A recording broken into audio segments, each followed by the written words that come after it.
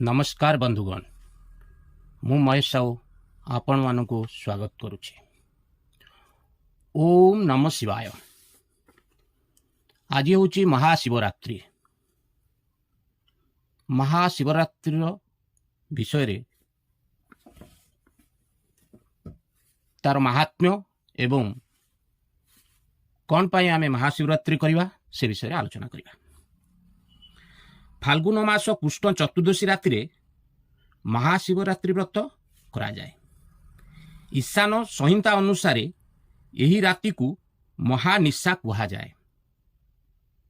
भगवान शिवंकर प्रथम लिंग मूर्ति यही महानिशा रे सर्वप्रथमे पृथ्वी रे आविर्भूत होइथिले।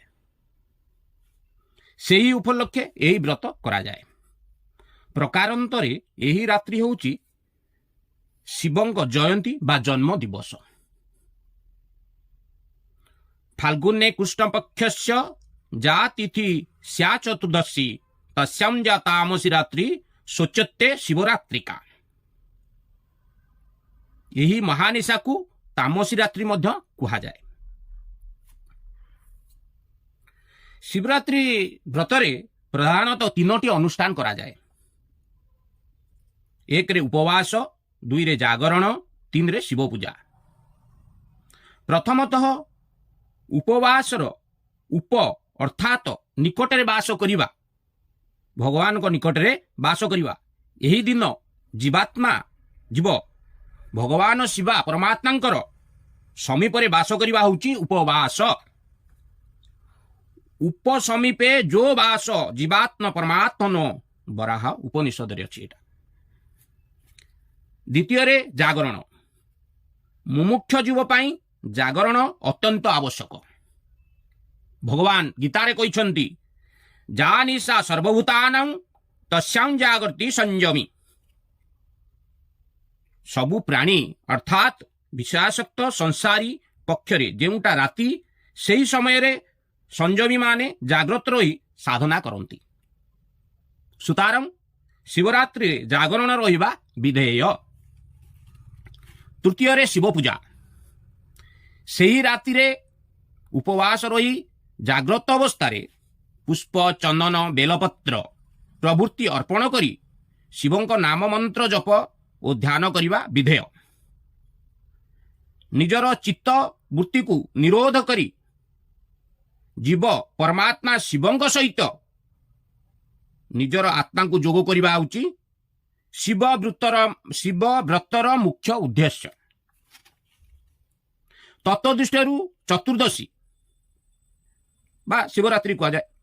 रात्रि पांच ज्ञानेन्द्रिय, पांच कर्मेन्द्रिय तथा मन, अहंकार, चित्त और बुद्धि यही 14 वृत्ति को निरोध करी एकात्ममुखी होई शिव बा परमात्मा सह जोग करिबा हेउची महाशिवरात्रि व्रत।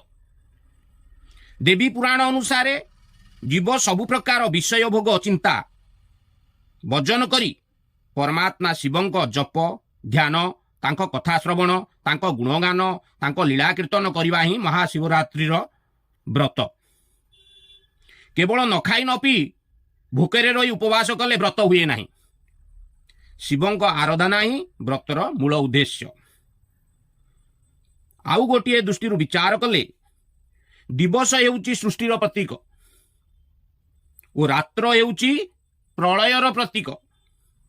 एक रु अनेक भाई सृष्टि और अनेक रु एक भाई प्रलय। दिवस रे आमर मन प्राण इंद्रिय गुड़िक आम भितर बाहरी बहिर्मुख होई विषय राज्य रे विचरण करती और विषयानंद रे मजी जाती। रात्र हेले मन प्राण इत्यादि विषय भोगरु लेउटी आसी आत्मा आड़कू मुहांती। रात्रिर अंधकार रे अनेकरु एक को आसंती।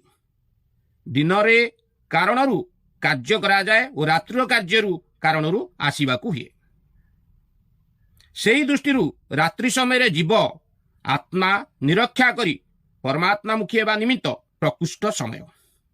एकात्ममुखी होई आत्मनिवेदन बा आत्मसमर्पण न कले परमात्मा प्राप्ति हुए नहीं। यह ही महाशिवरात्रि व्रतर आध्यात्मिक रहस्य। त्र्यंबकं जजामहे सुगंधि पुष्टिवर्धनं उर्वारुकमिव बन्धनात् मृत्युमुख्यमामृतात्। ओम नमः शिवाय।